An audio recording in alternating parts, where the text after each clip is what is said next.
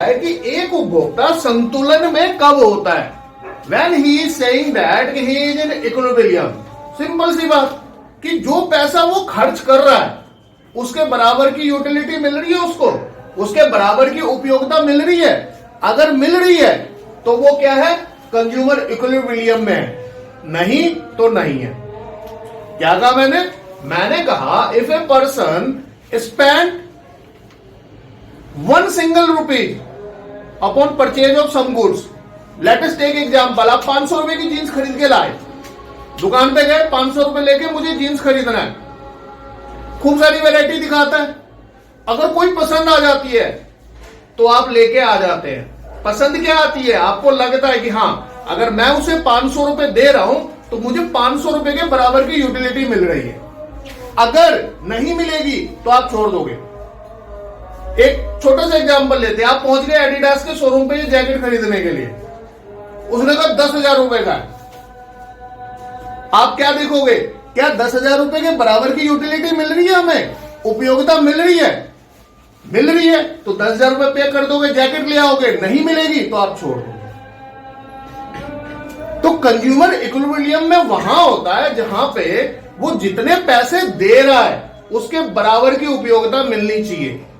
What he spent upon purchase of goods, उसे उपयोगिता मिलनी चाहिए। जितना भी पैसा खर्च कर रहा है उसके बराबर की उपयोगिता उसे मिलनी चाहिए। नहीं मिलेगी छोड़ देंगे। कई बार देखते हैं हम बार्गेनिंग करते, भैया 500 की नहीं है 400 रुपए लो, वो नहीं मांगता तो आप नहीं लेते। क्यों? आपको लगता है नहीं 500 रुपए की बराबर की यूटिलिटी नहीं मिल रही। लेकिन कई बार चीज इतनी अच्छी लगती है कि 100-200 रुपए दोस्तों से भी उधार लेके ले लेते हैं, 700 की ले लोगे आप। क्यों? क्योंकि आपको लग रहा है कि मुझे इससे यूटिलिटी ज्यादा मिलेगी, इससे उपयोगिता मुझे ज्यादा मिलेगी। पैर नीचे। तो याद रखिएगा, कंज्यूमर इक्विलिब्रियम क्या होता है, उपभोक्ता संतुलन क्या होता है कि उपभोक्ता अपनी धनराशि को इस तरह से खर्च करता है, उपभोक्ता अपने अमाउंट को इस तरह से खर्च करता है कि उससे मिलने वाली यूटिलिटी क्या हो, उस पैसे के बराबर हो। आप यहां ट्यूशन पढ़ रहे हो, फीस दे रहे हो 500 रुपीज पर सब्जेक्ट, आपको लग रहा है कि हाँ हमें 500 रुपए के बराबर की यूटिलिटी मिल रही है तो आप पढ़ रहे हो। नहीं मिलेगी ना, छोड़ दो। ऑब्वियसली सी बात है, ठीक है। कई बार क्या होता है, हम दे तो 500 रहे हैं लेकिन यूटिलिटी हमको ज्यादा मिलती है, 800, 1000, 2000 रुपए की मिलती है। तो जितनी भी एक्सेस मिला ना वो कंज्यूमर सरप्लस होता है। क्या होता है वो? Consumer surplus.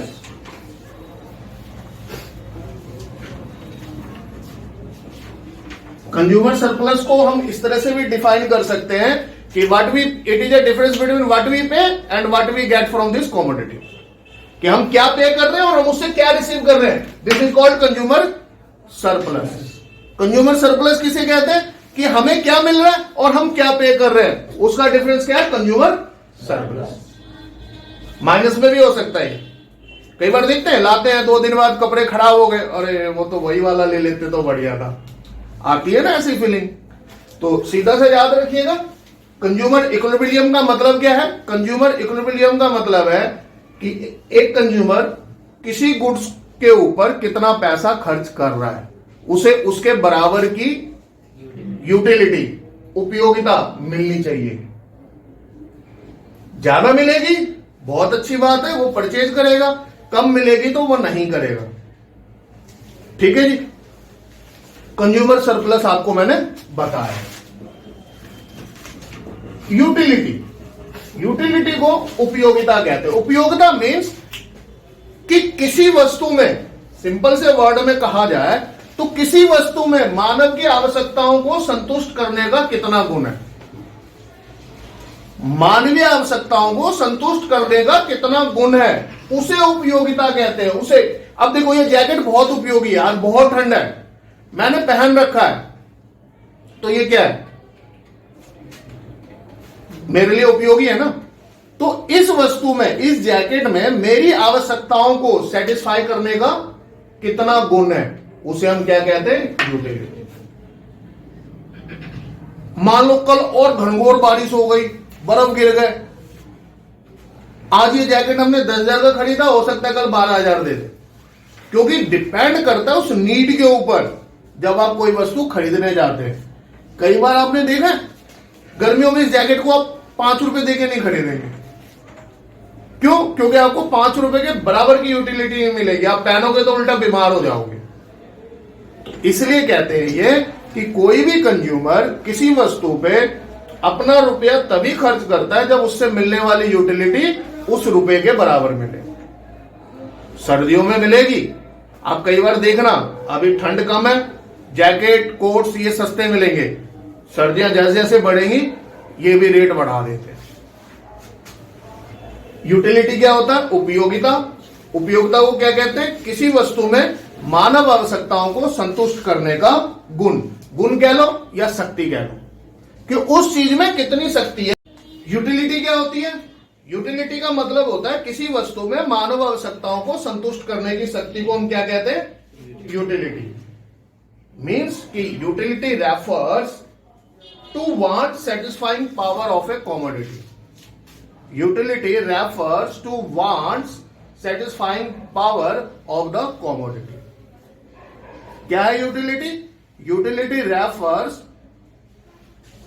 Satisfying power of human want, ऐसे भी कह सकते हो।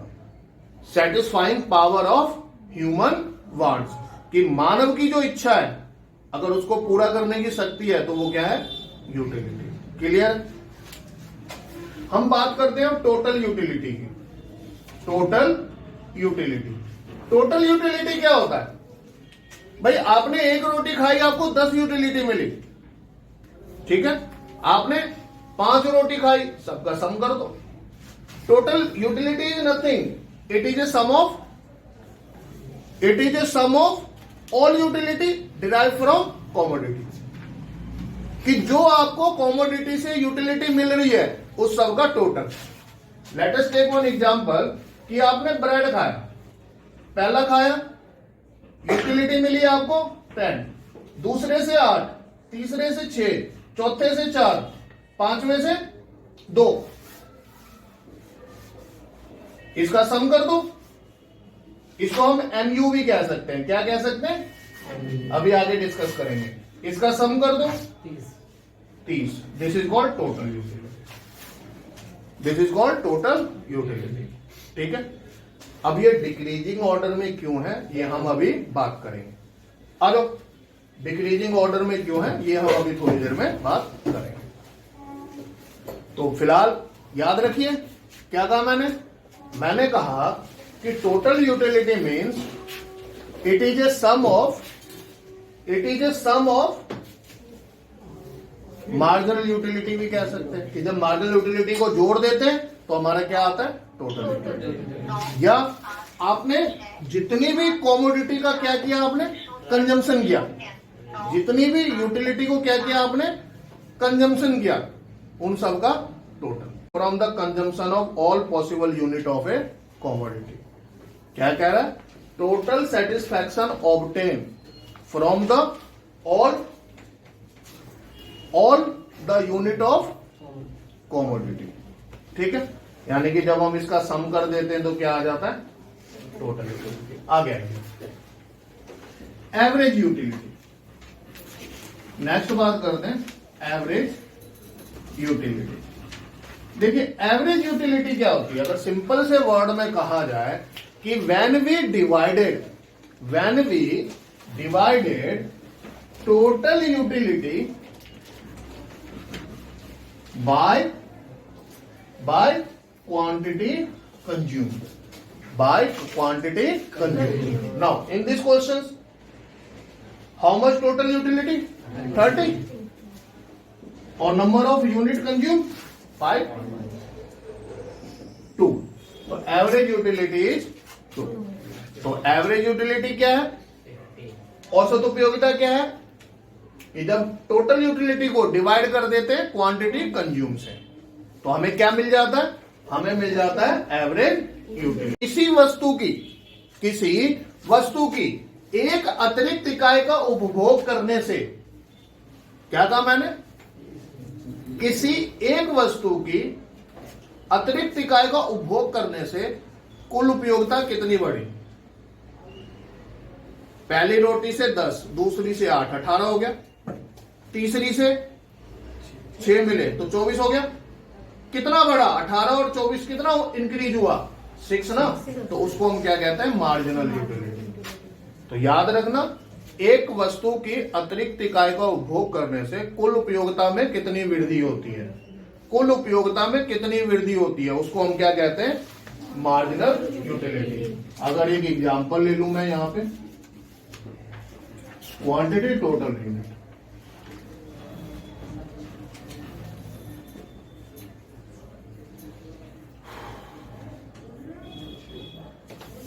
ठीक है। अगर मार्जिनल यूटिलिटी निकालनी हो, देखो पहले से तो 10 ही मिली ना, अब दूसरे से माइनस कर दो, 8 आ गई। कितनी बढ़ रही है? एक एडिशनल यूनिट खाने से कितना एडिशनल मिल रहा है, वो माइनस करने पे आएगा। तो यही कहा मैंने कि वस्तु की एक अतिरिक्त इकाई के उपभोग से कुल उपयोगिता में कितनी वृद्धि होती है, उसको क्या कहते हैं हम? सीमांत उपयोगिता। क्या कहते हैं इसको? तो marginal utility means additional utility derived from the consumption of one or more unit of given commodity. क्या कहा? marginal utility means additional utility derived from the consumption of one additional commodity, कि एक अतिरिक्त कॉमोडिटी, वन एडिशनल कॉमोडिटी के consume करने से आपको कितनी यूटिलिटी मिली, उसको हम क्या कहते हैं? Marginal utility.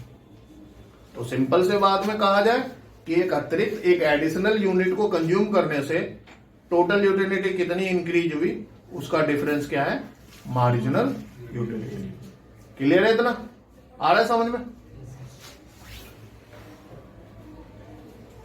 नोट करना है? नोट करिए, तो डिलीट करना।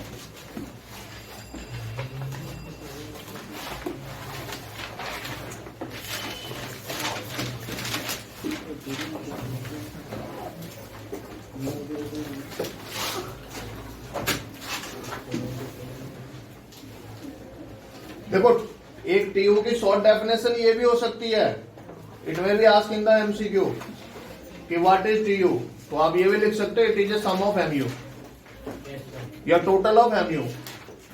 और what is MU? Difference of TU. भाई इसको ऐड कर देंगे, किसको? एमयू को, तो टीयू आ जाता है। जब टीयू का डिफरेंस लेते हैं तो आपको एमयू मिल जाता है। What is the relationship between TU and MU?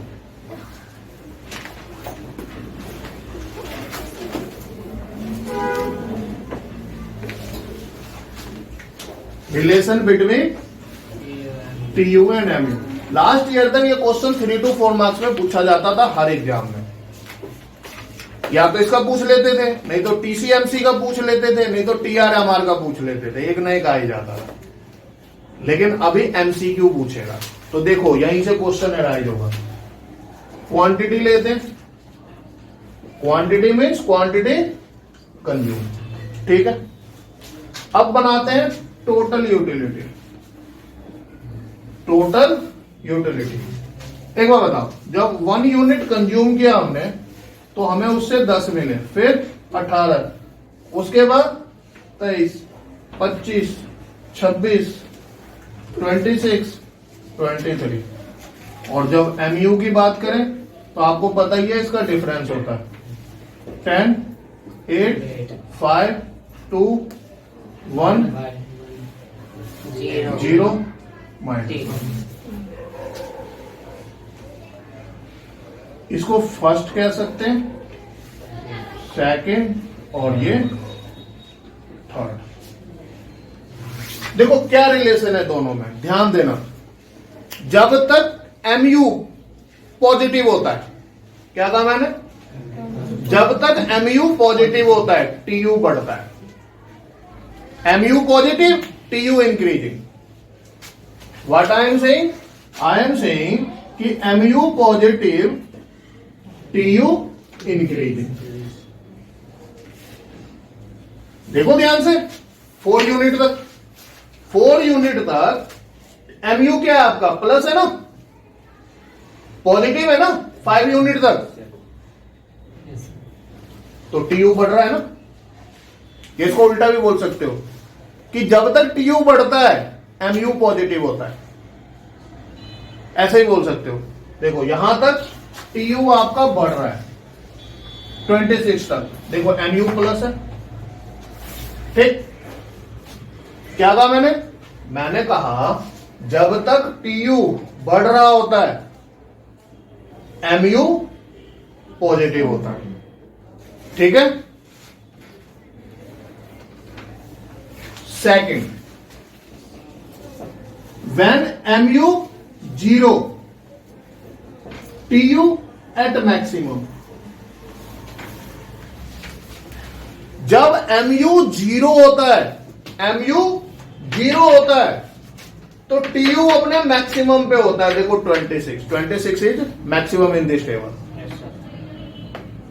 क्या कहा मैंने कहा जब एमयू 0 होता है तो टीयू क्या होता है आपका, मैक्सिमम, ठीक है। और जब एमयू नेगेटिव हो जाता है, जब एमयू नेगेटिव हो जाता है तो टीयू क्या होता है, डिक्रीज होने लग जाता है। क्या होने लग जाता है, डिक्रीज। डिक्रीज बोले तो डिक्लाइन होने लग जाता है। आया समझ में।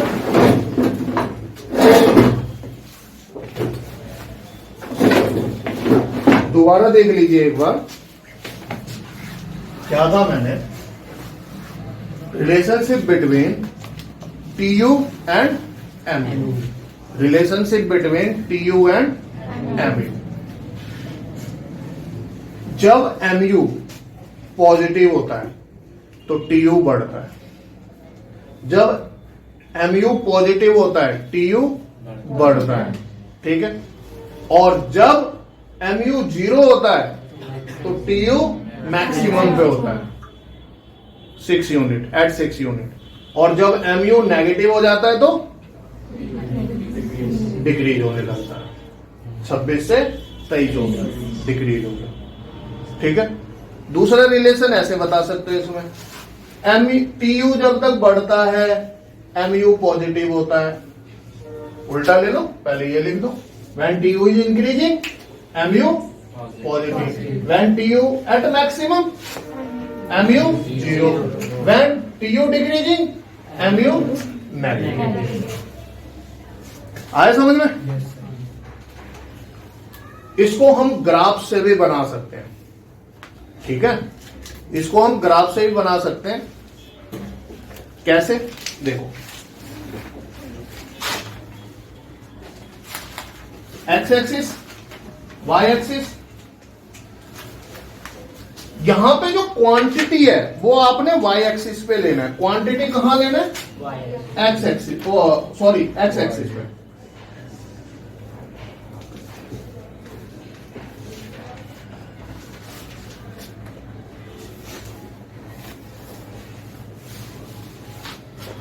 देखो लीस्ट क्या है इसमें, 10 और मैक्सिमम 26 है, तो 5 का डिफरेंस ले लें, 4 का ले लेते हैं।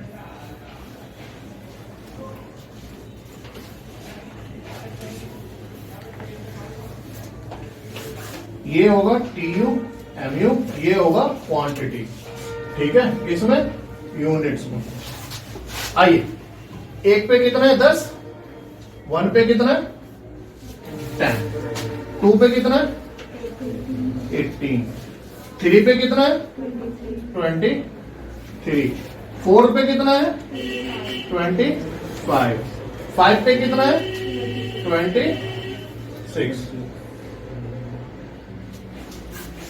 6 पे 26 और 7 पे 23 डिक्लाइन हो।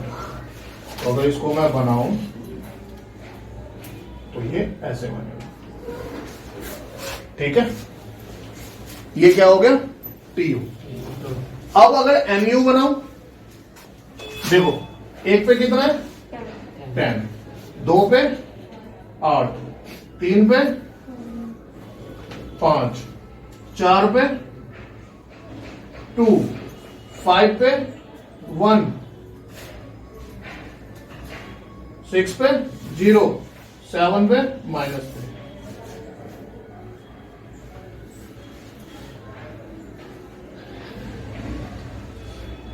This is called M.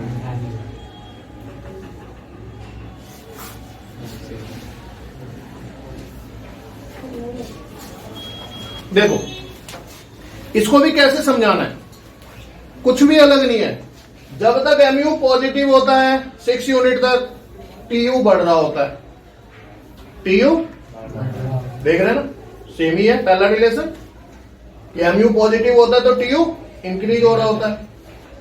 जब एमयू 0 हो जाता है at the point of 6 unit 6, यहां पे 0 है, पता है ना, एक्स एक्सिस 0 की है तो 0 है, तो टीयू क्या होता है अपने मैक्सिमम पे, पॉइंट पी।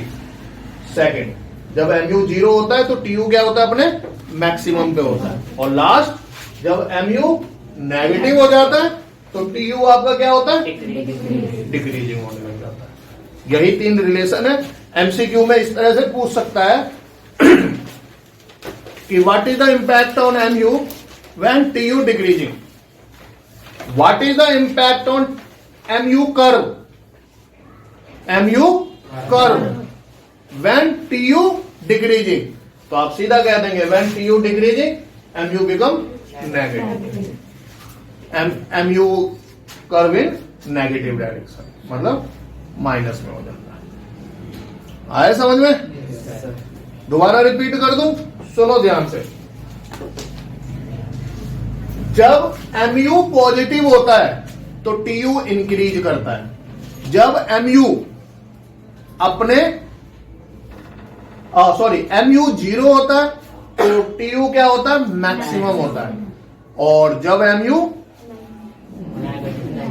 नेगेटिव होता है तो टीयू क्या हो जाता है, डिक्रीजिंग हो जाता है। ठीक है, सेम यहां पे भी होगा कि जब तक एमयू पॉजिटिव होता है टीयू आपका बढ़ रहा होता है।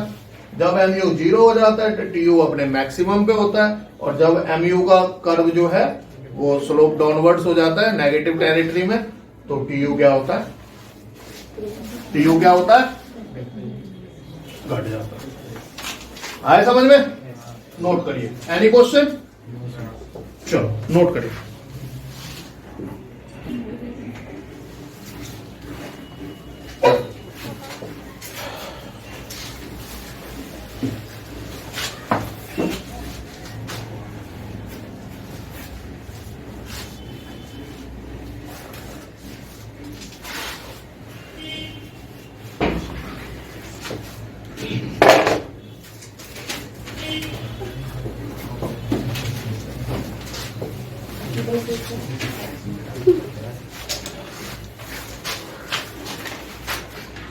Law of diminishing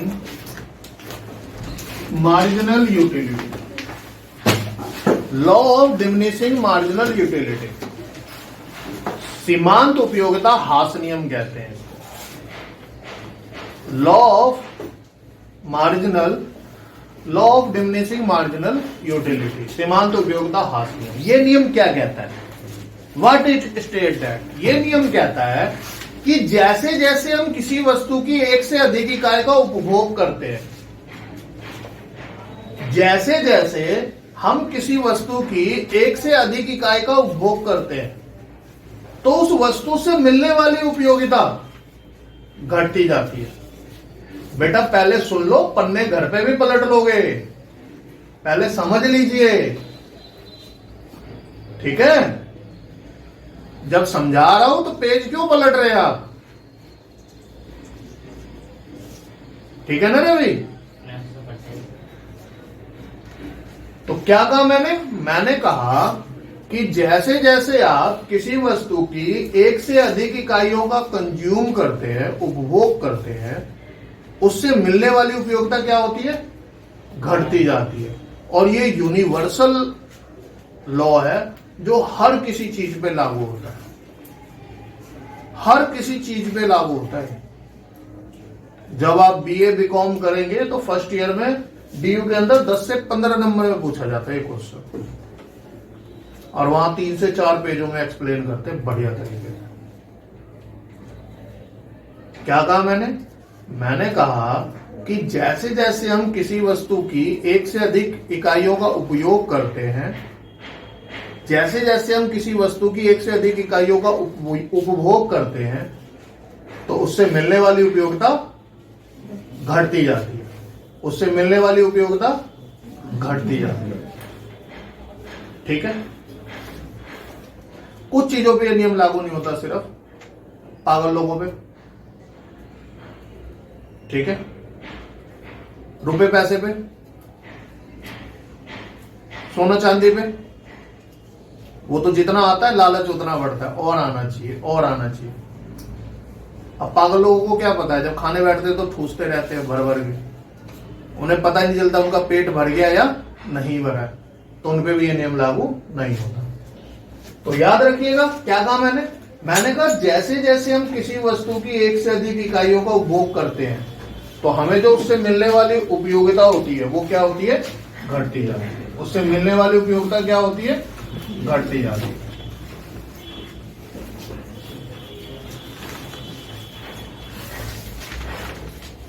आप स्कूल से आए, आपको भूख लगी, आपने क्या किया, मम्मी को बोला मम्मी खाना दो। मम्मी ने पहली रोटी दी बना के कि भाई हमारे लाल हैं पीले हैं, पढ़ के आ रहे हैं मेहनत करके, गर्मा गर्म रोटी दो बना के।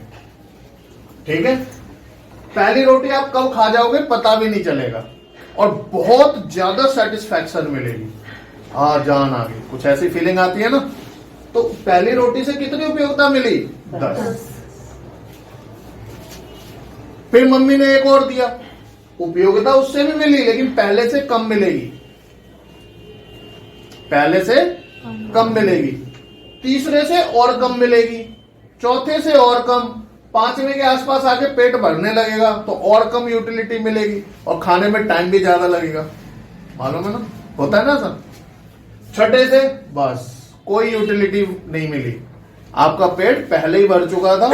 अब आप अगर एक मतलब रोटी खाओगे तो उससे कोई यूटिलिटी नहीं मिल रही, और एक और ठूस लिया आपने पेट के अंदर अपने, तो माइनस में आ जाओगे, डॉक्टर को याद करोगे, डॉक्टर अंकल गए पेट फट रहा है दवाई दिलवा। ऐसा होता है, और हर चीज पे होता है। आपको ठंड लग रही है, पहली जैकेट पहनो, बहुत मजा आएगा, गर्माहट आ जाएगी, उसके ऊपर एक और पहनो, गर्माहट तब भी आएगी लेकिन उतनी नहीं यूटिलिटी मिलेगी जितनी पहले से मिली होगी। और एक टाइम के बाद जब 6-7 लाद लोगे फिर चक्कर आने लग जाएंगे, आपको सांस नहीं लिया जाएगा, पसीने छूटने लगेंगे, मीन्स आप माइनस में चले गए हो। तो याद रहेगा क्या कहता है law of diminishing marginal utility, कि व्हेन वी कंज्यूम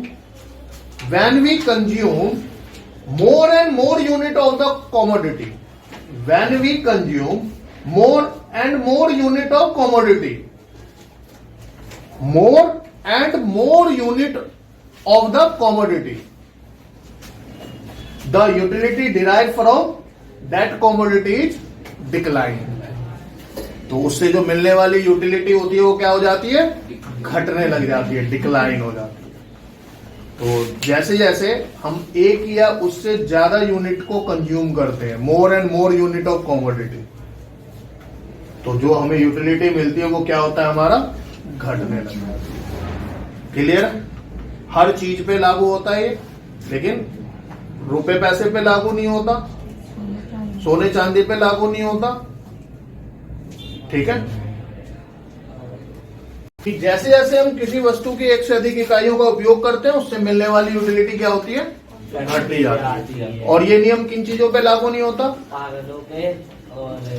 प्राइस मतलब मनी पे, प्रेस्टीजियस गुड्स वगैरह पे लागू नहीं होता, नॉलेजेबल बुक्स पे भी लागू नहीं होती। कोई ज्ञान की बुक है वो और ज्यादा भूख बढ़ती जाएगी आपकी। इसके अलावा इसके पता है ये नियम लागू कब होता है, जब एक प्रॉपर यूनिट में गुड्स लो, आपको प्यास लगी है, गिलास से पानी पियोगे ना, अब गिलास से नहीं पी रहे हो, एक चम्मच लेके पी रहे हो, तो अगली यूनिट अगले चम्मच के लिए ना भूख बढ़ जाएगी आपकी। तो एक इसलिए स्टैंडर्ड यूनिट होनी चाहिए। भूख लग रही है तो आप रोटी का टुकड़ा तोड़ के खाते हैं ना, उसकी जगह आपको ना वो जैसे चिड़ियों को खिलाते हैं वो इस तरह से खिलाया जा रहा है, तो भूख बढ़ जाएगी। तो इस बात का भी हमें ध्यान रखना है। और ये भी ध्यान रखना है कि पहली रोटी आपने खाई तो दूसरी उसके बाद ही खाना है, रेगुलर कंजम्पशन होना चाहिए। ये नहीं पहली रोटी अभी खाई, दूसरी 1 घंटे बाद खा रहे हो, फिर 2 घंटे बाद खा रहे हो, तब ये लॉ लागू नहीं होगा। क्लियर? देखो 2 क्वेश्चंस बहुत इंपॉर्टेंट थे, हर बार 6 नंबर का आता था सीबीएसई में कि कंज्यूमर इक्विलिब्रियम बताओ।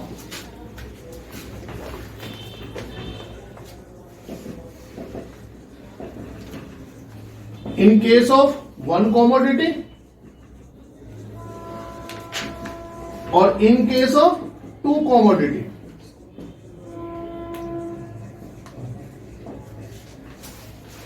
पूरा एक्सप्लेन करते थे, पूरी फिगर बनाते थे, टेबल बनाते थे।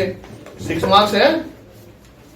लेकिन बच्चों से मैं क्या कहता था, सिर्फ ये याद रखो 1 यूनिट के 1 कमोडिटी के केस में कंज्यूमर इक्विलिब्रियम में कब होता है? जब प्राइस इक्वल टू यूटिलिटी होती है। जब प्राइस इक्वल टू यूटिलिटी होती है, यानी कि एक वस्तु की स्थिति में कंज्यूमर इसको ऐसे भी लिख सकते हो आप, पी एक्स बराबर एम यू एक्स, ये है इक्विवेलेंट। ठीक है? पी एक्स प्राइस बराबर मार्जिन की। अभी मैंने स्टार्टिंग में क्या बोला था आपसे, कंज्यूमर इक्विलिब्रियम, कि आप किसी वस्तु पे अपना रुपया तब तक खर्च करते हैं जब तक उससे उतनी राशि के बराबर यूटिलिटी मिले। एक एग्जांपल लेते हैं, मान लो किसी वस्तु पे 1 रुपया खर्च कर रहे हो तो आपको 1 रुपए के बराबर की यूटिलिटी मिलनी चाहिए, तो आप कंज्यूमर इक्विलिब्रियम में। तो एक गुड्स की कंडीशन क्या है इसके लिए, एक कमोडिटी में कंज्यूमर कब इक्विलिब्रियम होता है? जब price of the commodity equal होगा मार्जिनल यूटिलिटी। ज्यादा है तो बहुत बढ़िया है ना, ठीक है, लेकिन ज्यादा है तो उसको इक्विलिब्रियम नहीं बोलेंगे, उसको कंज्यूमर सरप्लस बोलेंगे। इक्विलिब्रियम तो क्या होता है? बराबर। तो बराबर का मतलब क्या है कि जब आप उस वस्तु पे जो पैसे खर्च कर रहे हो उसके बराबर आपको उपयोगिता मिलनी चाहिए। उसके बराबर क्या होनी चाहिए? उपयोगिता मिलनी चाहिए। क्लियर है? उसके बराबर क्या होनी चाहिए? उपयोगिता मिलनी चाहिए। और 2 वस्तुओं की कंडीशन में क्या होता है? पहले वस्तु से मिलने वाली कीमत मतलब उपयोगिता और कीमत का अनुपात या रेशो दूसरी वस्तु से मिलने वाली उपयोगिता यूटिलिटी और प्राइस के बराबर होनी चाहिए। क्या कहा मैंने कहा कि पहली वस्तु का अनुपात, किसका अनुपात? रेशो। किसका रेशो? उससे मिलने वाली उपयोगिता को प्राइस से डिवाइड कर दो और इक्वल टू दूसरी वस्तु से मिलने वाली उपयोगिता को उसकी कीमत से डिवाइड कर दो। अगर ये बराबर है तो आप किस में हैं? आप किस में हैं? इक्विलिब्रियम में। ठीक है? और अगर ये कम है, मान लो ये कंडीशन ऐसे हो गई, एम यू एक्स बट्टे में पी एक्स लेस देन है एम यू वाई बट्टे में पी वाई। क्या है ये कम है, तो आप क्या करोगे? यहां से हटा के इस पे डालोगे जिससे दोनों बराबर हो जाए। तो कंज्यूमर इक्विलिब्रियम में कब होता है? जब पहली वस्तु का अनुपात इक्वल हो दूसरी वस्तु के, पहली वस्तु का जो है वो रेशो इक्वल हो दूसरी में। 2 कमोडिटी में। सिंगल कमोडिटी में क्या है कि किसी वस्तु पर खर्च होने वाला जो प्राइस है, जो कीमत है, वो किसके बराबर होनी चाहिए? उससे मिलने वाली उपयोगिता की। दूसरे में पहली वस्तु से मिलने वाली उपयोगिता को जब डिवाइड कर देते हैं उसकी कीमत से, वो बराबर होनी चाहिए दूसरे वस्तु से मिलने वाली उपयोगिता और उसकी प्राइस से। क्लियर है? तो इसमें मुझे नहीं लगता कि आपको ग्राफ और ये सब ज्यादा समझाने की जरूरत है। क्यों? क्योंकि वो सब्जेक्टिव पेपर है नहीं, एमसीक्यू टाइप है, तो यहां से यही पूछेगा, क्योंकि ग्राफ वगैरह करने के बाद भी आपका वही सवाल है। आया समझ में? और इसको हम ना कार्डिनल अप्रोच भी कहते हैं, कार्डिनल अप्रोच। ठीक है, क्या कहते हैं? कार्डिनल। चलो फटाफट से नोट कर लीजिए, फिर एक समअप करते हैं और फिर छूटते हैं। चलो, तो एट लास्ट हम समअप करते हैं कि हमने आज क्या क्या पढ़ा है। ठीक है, हमने आज क्या क्या पढ़ा है। देखो, सबसे पहले हमने पढ़ा कि यूटिलिटी किसे कहते हैं। तो ये पढ़ा हमने, किसी भी वस्तु में मानवीय आवश्यकताओं को सेटिस्फाई करने की पावर, किसी भी वस्तु में मानव की आवश्यकताओं को संतुष्ट करने का गुण, satisfying power of human wants, उसको क्या कहते हैं? यूटिलिटी। टोटल यूटिलिटी किसे कहते हैं? Sum of all utility, sum of all utility derive from commodity, कि भाई जो भी कॉमोडिटी के कंज्यूम करने से जो आपको यूटिलिटी मिली है, सबका टोटल कर दो ना। 5 रोटी खाई, 5 से कितनी यूटिलिटी मिली?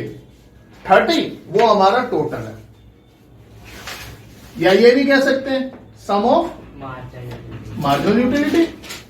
तीसरा क्या पढ़ा हमने? Average utility, when we divided total utility by quantity consume, average. और इसको एक वर्ड में अगर हम करें तो ऐसे भी कह सकते हैं, utility per unit, utility per unit, कि एक यूनिट से कितनी एवरेज मिली उसको निकाल दो। फिर हमने क्या पढ़ा? एमयू। एमयू क्या होता है? जब हम एक अतिरिक्त इकाई का उपभोग करते हैं तो उससे टीयू में कितनी वृद्धि हुई, उसके डिफरेंस को क्या कहते हैं? एमयू। कि जब एक अतिरिक्त इकाई का उपभोग करने से कुल उपयोगिता में कितनी वृद्धि होती है तो उसको क्या कहते हैं? एमयू। क्लियर है?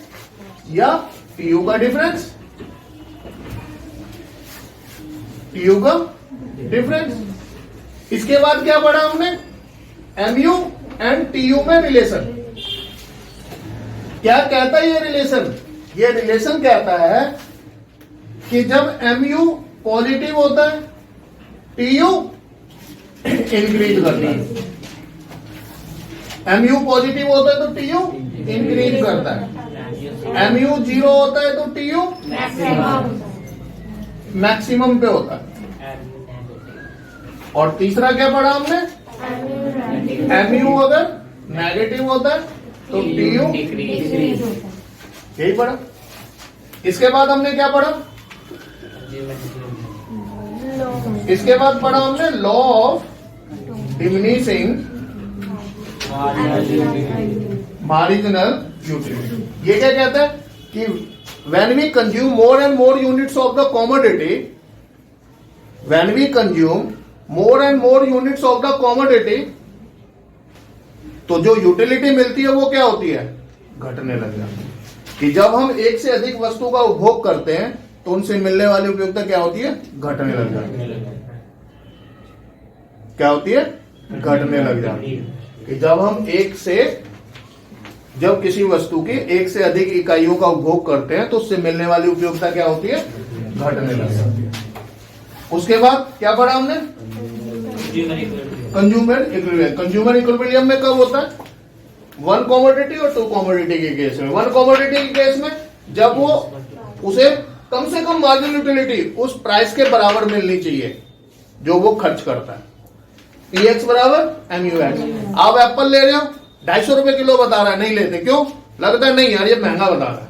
महंगा नहीं बता रहा होता, आपको 250 के बराबर की यूटिलिटी नहीं मिल रही होती। आज आप प्याज अनियन खरीदने जाओ, 50 रुपए किलो बोलेगा, नहीं लोगे। क्यों? आपको लगेगा महंगा दे रहा। महंगा नहीं दे रहा, बल्कि आपको 50 रुपए के बराबर की यूटिलिटी नहीं मिल रही, क्योंकि आपको पता है मार्केट में सस्ती मिल रही है।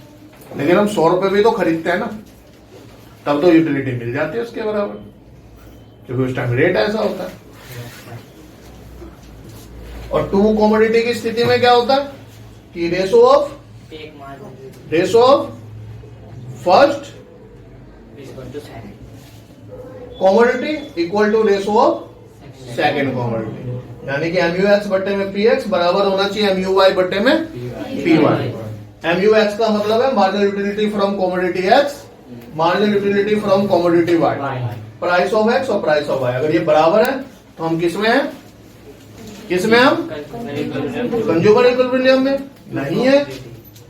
अगर ये ऐसा है तो हम X पे ज्यादा खर्च करेंगे, यहां से हटा के यहां करने लग जाएंगे, और रिवर्स होगा तो